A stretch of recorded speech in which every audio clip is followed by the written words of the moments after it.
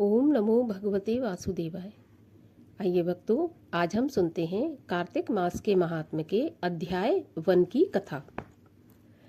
पवित्र नैमिषारण्य तीर्थ में श्री सूत जी महाराज 88,000 शौनकादि ऋषियों से बोले, मैं आपके सामने कार्तिक महात्म्य व्रत की श्रेष्ठ कथा कहता हूँ, जिसको सुनकर मनुष्य सब प्रकार के पापों से छूटकर वैकुंठ को प्राप्त कर लेता है। श्री सूत जी ने कहा, एक समय की बात है, देवर्षि नारद स्वर्ग से कल्प वृक्ष के दिव्य पुष्प लेकर द्वारिका में भगवान श्री कृष्ण का दर्शन करने आए। श्री कृष्ण ने नारद जी का स्वागत सत्कार करते हुए उन्हें उचित आसन पर बैठाया। नारद जी ने वे दिव्य पुष्प भगवान कृष्ण को भेंट कर दिए। भगवान ने उन फूलों को अपनी 16,000 रानियों में बांट दिया। नारद जी भगवान से आज्ञा लेकर चले गए। सूत जी बोले, हे ऋषियों, एक दिन कमल के समान नेत्रों वाली पतिव्रता रानी सत्यभामा प्रसन्न होकर श्री कृष्ण से बोली, हे प्राणनाथ, मेरा जीवन सफल हो गया। मेरे माता पिता भी धन्य हैं, जिन्होंने मुझ जैसी सुंदर कन्या को जन्म देकर आपको अर्पित कर दिया, क्योंकि उन्हीं के कारण मैं आपकी 16,000 रानियों में सबसे अधिक प्रिय हूँ। मैंने ये कल्प वृक्ष आपके साथ नारद जी को विधि पूर्वक भेंट कर दिया था, जिसकी जानकारी भी पृथ्वी पर रहने वाले मानवों को नहीं है, परंतु वही कल्प वृक्ष आज मेरे घर के आंगन में उपस्थित है। इस बात को मृत्यु लोक में कोई भी स्त्री नहीं जानती। हे स्वामी, मैं इस समय तीनों लोकों के स्वामी की प्रिय पत्नी हूँ। यदि आप मुझसे अत्यधिक प्यार करते हैं तो मेरे इस प्रश्न का विस्तार पूर्वक उत्तर दीजिए, जिससे मेरी आत्मा का कल्याण हो जाए। मैं आपसे पूछना चाहती हूँ कि ऐसा कौन सा कार्य है जिसके करने से पूरा कल्प बीतने पर आप मुझसे विमुख नहीं होंगे और मैं सदैव आपके साथ रह सकूंगी। श्री सूत जी कहने लगे, सत्यभामा के इस कथन को सुनकर श्री कृष्ण मंद मंद मुस्कुराते हुए सत्यभामा के हाथों में हाथ लेकर कल्प वृक्ष के नीचे चले गए और बोले, हे प्रिय, 16,000 स्त्रियों में मुझे तुम प्राणों से भी अधिक प्यारी हो। तुम्हारे लिए मैंने देवताओं और इंद्र का भी विरोध किया था। अब तुम उस अद्भुत वार्ता को सुनो। सूत जी बोले, एक दिन श्री कृष्ण भगवान ने सत्यभामा के साथ गरुड़ पर सवार होकर इंद्रलोक में जाकर कल्प वृक्ष मांगा। तब इंद्र ने मना कर दिया।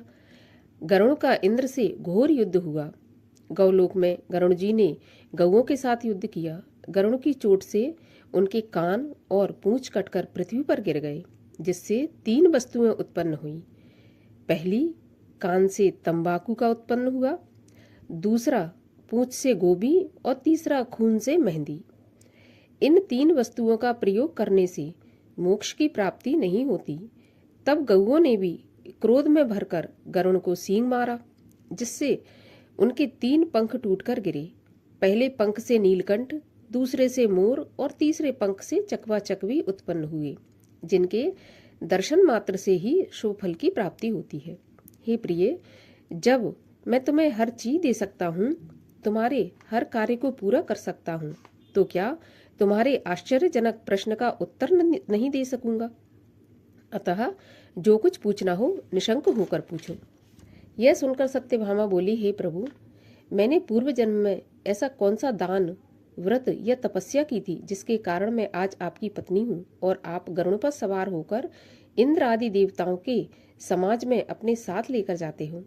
मैं ये जानना चाहती हूँ कि मैं पूर्व जन्म में कौन थी, किसकी पुत्री थी और मृत्यु लोक में मेरा स्वभाव कैसा था। मैंने कौन सा व्रत या तप नहीं किया जिससे मुझे मृत्यु लोक में जन्म लेना पड़ा, और ऐसे कौन से शुभ कार्य किए कि यहाँ आकर आपकी अर्धांगिनी हुई। भगवान श्री कृष्ण बोले, हे प्रिय, तुम पूर्व जन्म में किसकी पुत्री थी, कौन से पुण्य और व्रत आदि शुभ काम तुमने किए थे, यह सब कहता हूँ। पूर्व जन्म में सतयुग के अंत में मायापुरी, जिसको कि हम आज हरिद्वार के नाम से भी जानते हैं, मैं अत्रि गोत्र में उत्पन्न वेदों और यज्ञों को जानने वाला देव शर्मा नाम का ब्राह्मण रहता था। वह रोज अतिथियों की सेवा, हवन और सूर्य भगवान का पूजन किया करता था, इसलिए वह सूर्य के समान तेजस्वी था। उसकी कोई संतान नहीं थी। ब्राह्मण के यहाँ बुढ़ापे में एक कन्या हुई, जिसका नाम गुणवती रखा। समय आने पर उस पुत्रहीन ब्राह्मण ने कन्या का विवाह अपने चंद्र नाम के शिष्य के साथ कर दिया और वे दोनों पिता पुत्र की तरह रहने लगे। एक समय चंद्र और देव शर्मा कुशा और समिधा लेने के लिए वन में गए और हिमालय की तलहटी में सामग्री इकट्ठी करने लगे कि तभी एक राक्षस उनकी तरफ आया, जिसके भय से उनके सभी अंग शिथिल हो गए और उनमें भागने की भी शक्ति नहीं रही। तब राक्षस ने उन दोनों को मार डाला। उनके धर्मात्मा स्वभाव होने के कारण मेरे पार्षद उनको वैकुंठ में ले गए। उन दोनों ने आजीवन सूर्य की पूजा तथा सत्कर्म किए थे, इसलिए मैं दोनों पर अति प्रसन्न हुआ। जब वे दोनों विमान पर चढ़कर सूर्य के समान तेजस्वी, रूपवान, चंदन का तिलक और मालाएं धारण करके वैकुंठ में आए और मेरे पास रहकर दिव्य भोगों का भोग भोगने लगे। अब इसके आगे की कथा हम दूसरे अध्याय में सुनेंगे। दूसरा अध्याय सुनने के लिए चैनल को सब्सक्राइब कर लीजिए, बेल आइकन को प्रेस कर लीजिए, वीडियो को लाइक कर दीजिए। मिलते हैं दूसरे अध्याय में। तब तक के लिए हरे कृष्ण।